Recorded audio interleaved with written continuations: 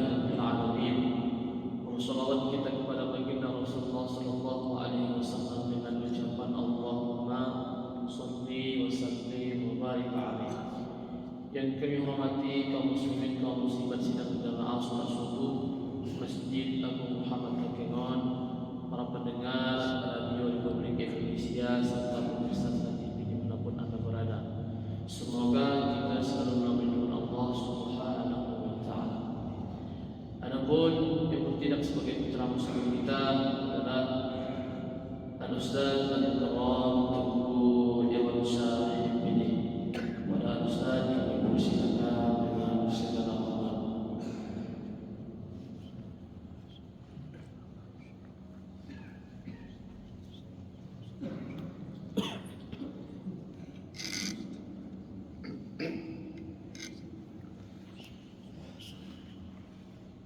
Bismillahirrahmanirrahim.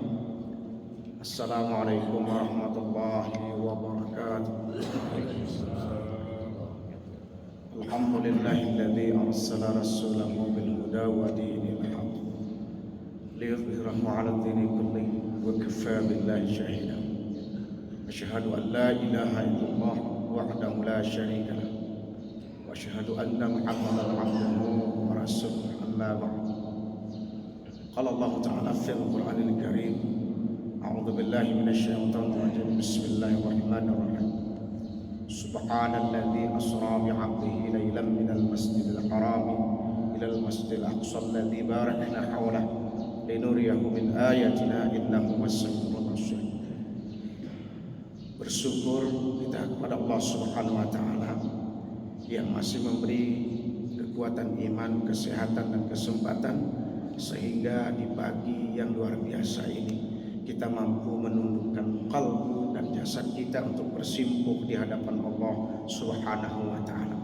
Kemudian selawat beriringan salam marilah kita sampaikan kepada junjungan kita Nabi Muhammad sallallahu alaihi wasallam.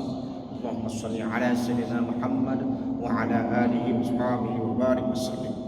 Sidang jamaah subuh, pendengar RRI dan Radio Selah yang dirahmati Allah, seyogyanya kita hari ini hanya untuk bersujud bersibuk pada Allah Subhanahu wa taala, bukan jadwal kami untuk memberi tausiah, tapi untuk mengisi kekosongan. Ketika Nabi Muhammad SAW dulu di 10 tahun kenabian terjadilah sebuah peristiwa yang sangat besar, yakni peristiwa Isra dan Mi'raj. Isra artinya itu berangkat dari Masjidil Haram ke Masjidil Aqsa. Kemudian setelah di Masjidil Aqsa baru Mi'raj lagi kepada beberapa pertemuan yang dilakukan oleh Nabi, mulai dari langit pertama sampai langit ketujuh dan Sidratul Muntaha. Itu dikatakan di dalam agama kita adalah Mi'raj. Sidang jemaah subuh yang dirahmati Allah. Kemudian ada sebuah pertanyaan yang mungkin dari kelompok irasional gitu. Ada sekelompok manusia menanyakan, benar enggak peristiwa ini dilakukan dengan sepertiga malam? Ini tidak bisa dijawab dengan logika, kemudian karena ini adalah menyangkut hal yang gaib.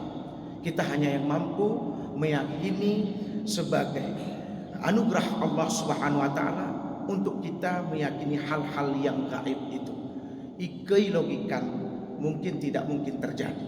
Pertama, memang perjalanan yang dilakukan oleh Nabi pada malam itu adalah dari titik Masjidil Haram ke Masjidil Aqsa saja hampir menempuh ribuan kilo. Tidak mungkin dalam beberapa saat. Itu secara logika mereka. Kemudian ditempuh lagi dari Masjidil Aqsa menuju langit ketujuh, bahkan berjumpa dengan Allah. Ini mungkin secara logika tidak mungkin dipecahkan. Namun likulli syai' ini adalah segala sesuatunya atas dasar Allah. Sidang jemaah subuh yang dirahmati Allah, hanya seorang sahabat Rasulullah SAW, yakni Abu Bakar Siddiq, yang pertama untuk meyakini hal ini. Namun sidang jemaah subuh yang dirahmati Allah, pendengar RRI dan setidaknya ada dua yang menjadi dasar kita. Pertama tadi di dalam surat Al-Isra ayat pertama. Kemudian nanti ada hadis Bukhari, hadis Muslim nomor 162 sampai 163. Itu menjadi sebuah keyakinan sebagai umat Islam. Pertama, subhanalladzi asra bi 'abdihi, sampai di situ mungkin sebagai bahan kita pagi ini. Maha suci Allah telah memberangkatkan hambanya. Ini ayat tidak bisa diotak-atik oleh manusia. Ayat Al-Quran yang sudah termaktub di dalam Al-Quran. Maha suci Allah telah memberangkatkan hambanya. Hamba di sini bukan berbunyi Bismillahirrahmanirrahim, bukan berbunyi semacam ini, subhanalladzi asra li ruhi. Bukan pula subhanalladzi asra bi jasadi. Tapi bi 'abdihi. Setidaknya hamba yang dimaksud di sini tentu saja melekat ada dua. Pertama, ada jasad dan menyatu masih roh. Ada jasad tanpa punya roh, itu dikatakan mungkin seorang mayit atau jenazah. Ada roh tapi tidak punya jasad, mungkin reh itu mungkin adalah angin atau benda-benda lain yang tidak bisa dilihat oleh kasat mata. Sidang jemaah subuh yang dirahmati Allah, bi'abdihi, dengan hambanya tentu saja menyatu antara jasad dan roh. Ini sebuah keyakinan. Yang kedua, ada peristiwa yang amat luar biasa. Tahun ini peristiwa berangkatnya seorang nabi ini dilatar belakangi oleh beberapa faktor. Pertama, kesedihan. Sudah pantas dan sudah layak bagi manusia. Mungkin dikatakan seorang rasul, Nabi Muhammad adalah orang yang suci dan seorang rasul. Seorang nabi, dia adalah seorang nabi, penghulu daripada nabi. Kemudian orang baik. Kemudian kita sebagai manusia biasa, orang yang kita sayangi, orang yang kita cintai, hilang dari pandangan mata. Mosok arimata kita pomoti, wajarlah sebagai sunatullah. Kemudian begitu juga dengan Nabi, kehilangan istri, kehilangan paman. Kemudian ditambah lagi dari faktor lain, diintimidasi oleh orang kafir, oleh Abu Lahab, oleh Abu Jahal dan sebagainya. Rasa sedih ini perlu rasanya, perlu oleh hakikat Allah untuk menghibur seorang nabi. Sidang jemaah subuh dan RRI juga Radio Isra yang dirahmati Allah. Ada sebuah pertanyaan. Ketika sebelum Isra, Nabi Muhammad ini dibawa oleh seorang malaikat, seorang yang terkenal raja malaikat, yaitu Jibril. Kemudian sampai di bawah kurma, terjadi peristiwa pembedahan. Pertanyaannya, untuk apa dibedah seorang rasul? Dibersihkan dengan air suci, dibersihkan dari air zam-zam begitu. Untuk apa? Kensana gunai. Pembersihan ini mengindikasikan untuk kita. Nabi Muhammad bukanlah seorang penipu. Nabi Muhammad bukanlah seorang yang membawa kesesatan. Nabi Muhammad bukan seorang pembawa kebencian. Tapi indikasi, ya'lamu ma la taf'alu. Allah mengetahui apa-apa yang dilakukan oleh seorang manusia, sekecil apapun.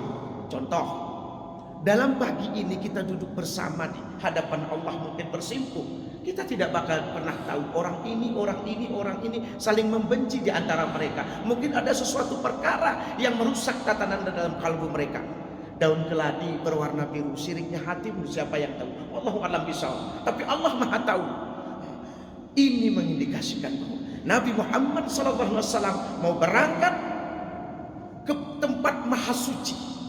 Kemudian Nabi Muhammad di sisi lain nanti di hadis Muslim itu berjumpa dengan orang-orang suci. Siapakah dia? Mulai dari langit pertama sampai kepada ketujuh. Coba dilihat nanti. Kemudian berjumpa dengan orang suci, ingin berjumpa dengan maha suci, mengindikasikan bahwa untuk kita pembelajaran terpenting adalah kami sangat yakin kita yang mendengar ceramah ini rata-rata sholat, rata-rata beribadah. Untuk kita kesucian lahir batin itu perlu. Allahu Akbar, Allahu Akbar. Jangan terselip lagi dalam jiwanya kebencian.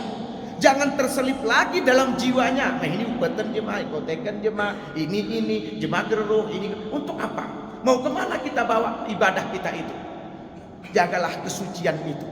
Sidang jemaah subuh yang dirahmati Allah.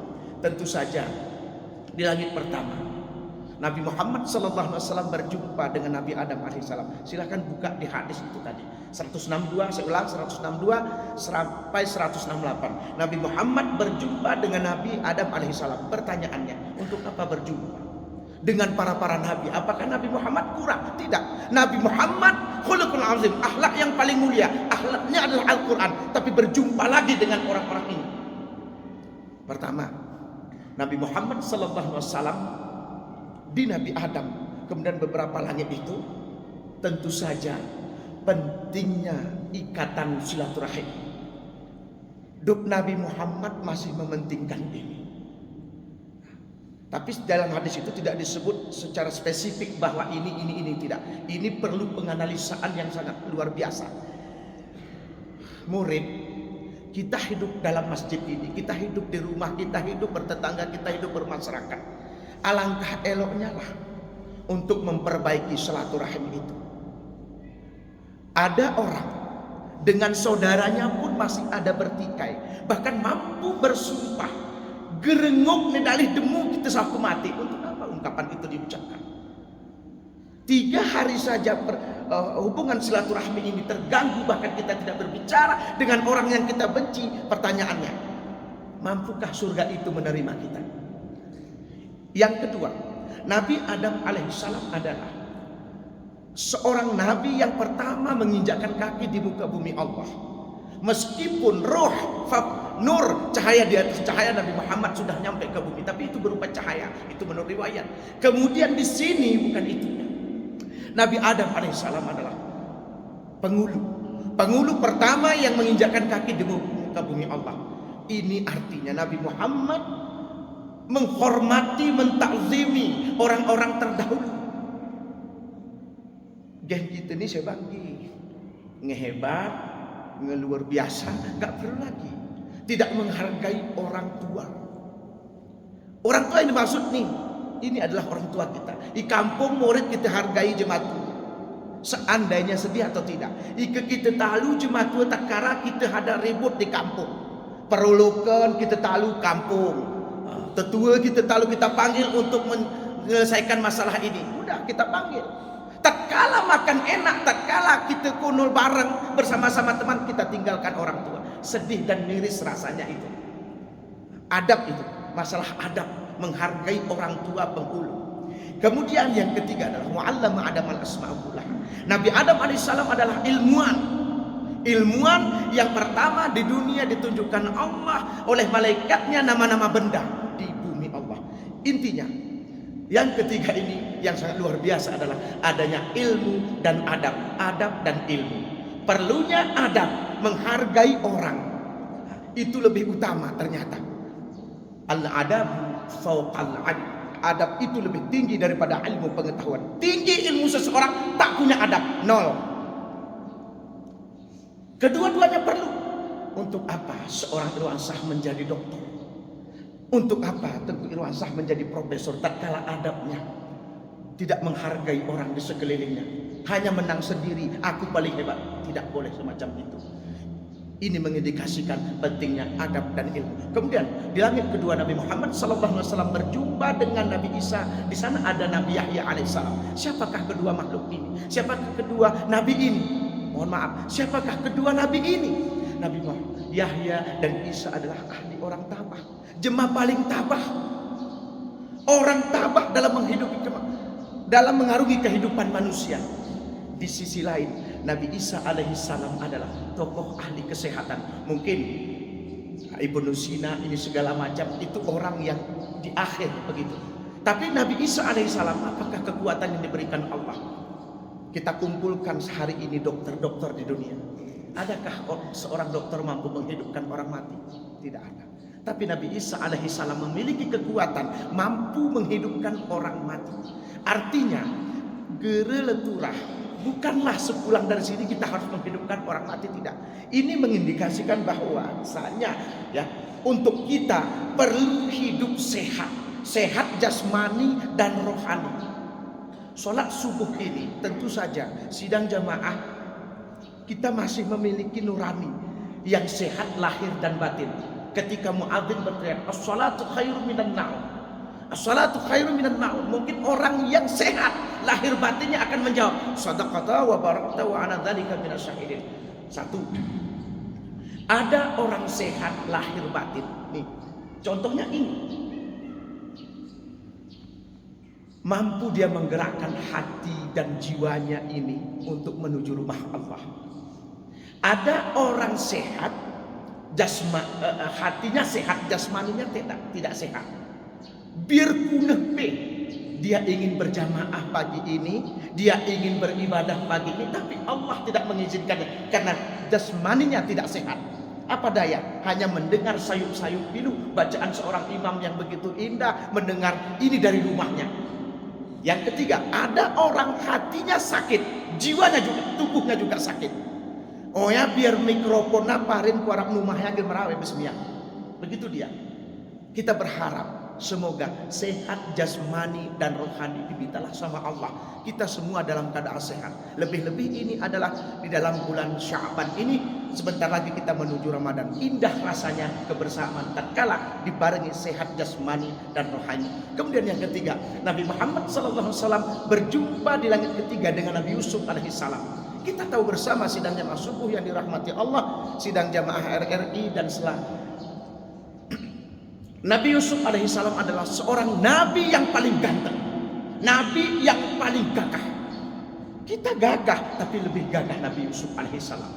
Ini di dalam Al-Quran disebutkan, di dalam surat Yusuf itu, kalau tidak salah ayat 4 potongannya, karena di awal ya abadi, di pertengahannya itu apa yang dikatakan?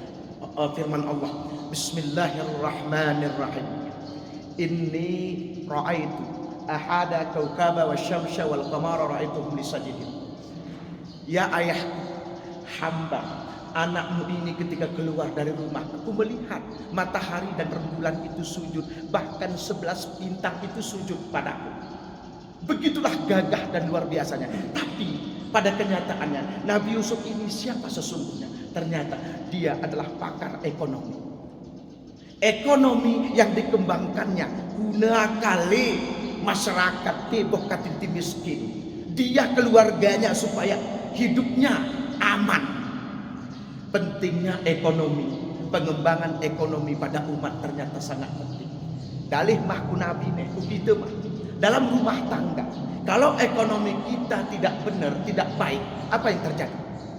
Nah, Aceh Tengah salah satu tahun 2000, mohon maaf yang anak anda baca, tahun 2022 sampai 2023 kemarin, perceraian kurang lebih 437 kalau tidak salah. Yang paling utama di sini adalah apa penyebabnya? Penyebab utamanya yang paling populer adalah faktor ekonomi. Sebulan kemarin sudah lebih daripada 20 kasus baru 1 bulan perceraian di Kabupaten Aceh Tengah, faktor ekonomi.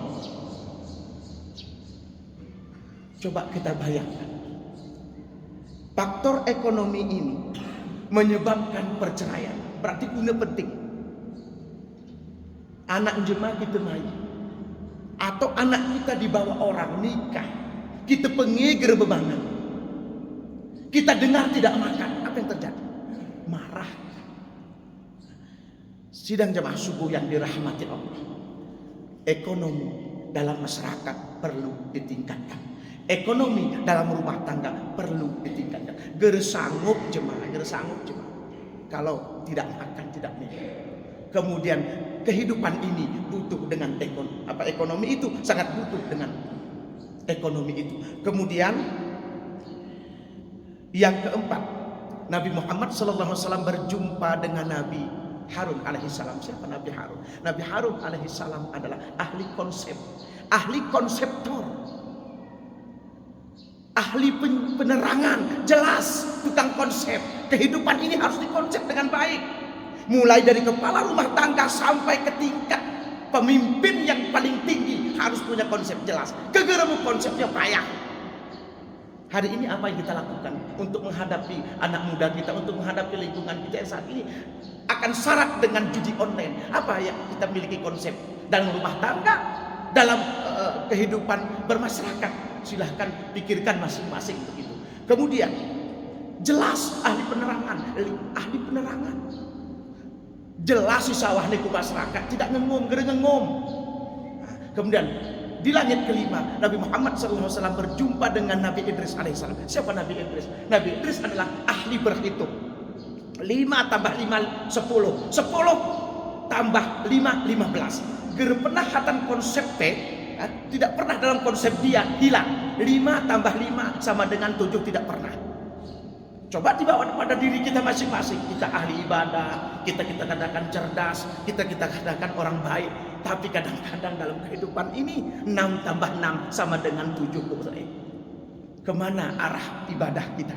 Sidang jamaah sholat subuh yang dirahmati Allah. Kemudian di langit ke-6 Nabi Muhammad SAW berjumpa dengan Nabi Musa alaihissalam. Siapa Nabi Musa? Nabi Musa alaihissalam adalah seorang nabi yang tinggal bersama Fir'aun laknatullah alaihi. Fir'aun orang yang sombong, orang yang angkuh. Ada lagi menteri dia yang paling terkenal di dalam surat Al-Qasas ayat 8 disebutkan inna fir'auna wa haman. Siapa Haman? Haman itu adalah menteri menjilat kepada Fir'aun. Jemaah kaya yang tidak pernah menolong orang, tetapi menolong dirinya sendiri. Kekuasaan yang dia miliki untuk menjilat Fir'aun, kaki aman. Itu ternyata Allah mengelaknat kedua orang ini. Inna fir'auna wa haman. Sesungguhnya Fir'aun dan Haman itu sudah cocok satu kamar. Begitu dia. Sidang jamaah subuh yang dirahmati Allah. Di Nabi Musanya, bagaimana cara menenggelamkan, bagaimana menghancurkan Fir'aun. Nabi Musa alaihissalam memiliki tongkat yang sungguh luar biasa. Ketika dipukul ke air pun, ke sungai pun, ke lautan pun akan terbelah. Nah, di sini Nabi Musa adalah tokoh ahli strategi peperangan. Bagaimana dia menghancurkan seorang pemimpin yang zalim, Fir'aun yang jahat, kemudian mampus. Ternyata kalau kehidupan kita saat ini tidak memiliki strategi, tata cara, metode, apa yang kita lakukan? Apa yang terjadi? Saat ini judi online Aceh Tengah. Saat ini remaja kita narkoba. Saat ini penipuan di mana-mana. Saat ini lingkungan kita dicemari oleh akhlak-akhlak ya, yang merusak tatanan kehidupan. Bagaimana cara, bagaimana strategi kita untuk menghadapi ini? Minimal milikilah strategi kita di dalam rumah tangga, di dalam berumah tangga, di dalam keluarga untuk menghadapi hidup yang semraut yang saat ini yang berlaku dalam masyarakat.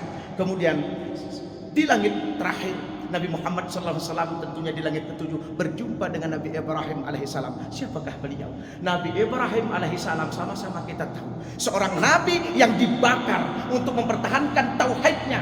Raja Namrud bersama ayahnya membakar dia, mempertahankan kalimat tauhid, mempertahankan ajaran yang benar. Bukan di situ saja, Nabi Ibrahim alaihissalam kita kenal mungkin seorang tokoh yang mana tokoh ahli arsitektur, teknokrat. Bagaimana? Pertama, yang kedua, dia memiliki bermusyawarah dengan baik dalam rumah tangga. Musyawarah yang baik. Tokoh musyawarah bagaimana ketika dia hendak menikah dengan yang namanya Siti Hajar, dia memiliki istri yang tidak memiliki seorang anak, yakni Sarah. Bermusyawarah yang baik. Jeroh musyawarahi, tapi aman. Kemudian dia seorang nabi bukan serta-merta ini bukan begitu. Dia bermusyawarah dengan istrinya, bermusyawarah dengan anaknya. Coba kita lihat sejarah bahwasanya Nabi Ibrahim alaihissalam mampu ya anaknya, wahai Ibrahim, wahai Ismail anakku, nguk ke koku geli. Ini musyawarah tingkat tinggi. Pendidikan apa yang diberikan? Silahkan ayah, kalau ayah melakukan ini, insya Allah ayah akan menemukan termasuk aku orang-orang yang sabar, orang-orang yang bersyukur. Coba kita ajak anak kita potong, mungkin tentu saja meral kita mulai gelik. Bermusyawarah dalam rumah tangga, bermusyawarah dengan anaknya, bukan keputusan yang sepihak. Kemudian Nabi Ibrahim alaihissalam adalah bapak ahli pembangunan yang disebut tadi, membangun keluarga, membangun masyarakat, membangun peradaban. Dulu tidak ada semen padang, dulu tidak tidak ada semen andalas, dulu tidak ada semen 12-20, tapi dia mampu membangun peradaban umat manusia. Saat subuh ini pun kita sebut, ya, saat ini pun kiblat kita ke sana, membangun peradaban umat manusia. Sampai detik ini dia membangun Ka'bah itu dengan sungguh luar biasa. Kemudian di Sidratul Muntaha, sebelum ke Sidratul Muntaha, Nabi Muhammad SAW dipanggil, ya Muhammad ca'adaya, kemari aku akan wasiatkan dua doa. Pertama, la haula wala quwwata illa billahil aliyyil azim. Yang kedua, subhanallah walhamdulillah wala ilaha illallah Allahu akbar. Inilah menjadi dasar la haula wala quwwata. Ya Muhammad, engkau berangkat kemari tidak memiliki kekuatan selain Allah. Selain Allah yang membawamu kemari. Setelah ini engkau berjumpa dengan Allah. Kemudian sambungkan ini. Boleh engkau baca, boleh kita baca setelah sholat. Mau bersambung subhanallah walhamdulillah wala ilaha illallah Allahu akbar. Mau putus subhanallah walhamdulillah subhanallah subhanallah subhanallah subhanallah. Silahkan. Itu sebagai ilmu yang diberikan oleh Nabi Ibrahim alaihissalam, wasiat yang diberikan oleh Ibrahim alaihissalam kepada baginda Muhammad sallallahu alaihi wasallam. Kemudian di Sidratul Muntaha, di sana bertulis bukan Musa, bukan Isa, bukan Ibrahim, bukan Nuh, tetapi la ilaha illallah Muhammadur Rasulullah. Puncak terakhir ini adalah menerima perintah ibadah kepada Allah. Dunia miliki kemajuan dengan langit pertama sampai ke-7, itu adalah isi daripada dunia. Untuk penyeimbangnya apa? Sholat. Orang kafir mungkin tentu saja memiliki ke-7 ini, tapi mereka menanggalkan sholat. Terjadi keseimbangan antara duniawi dan ukhrawi. Rabbana atina fid dunya hasanah wa fil akhirati hasanah. Tentu saja dengan sholat. Sholat tidak ada tawar menawar. Kalau sudah diberikan kewajiban ini, jangan tinggalkan sholat. Assalamualaikum warahmatullahi wabarakatuh.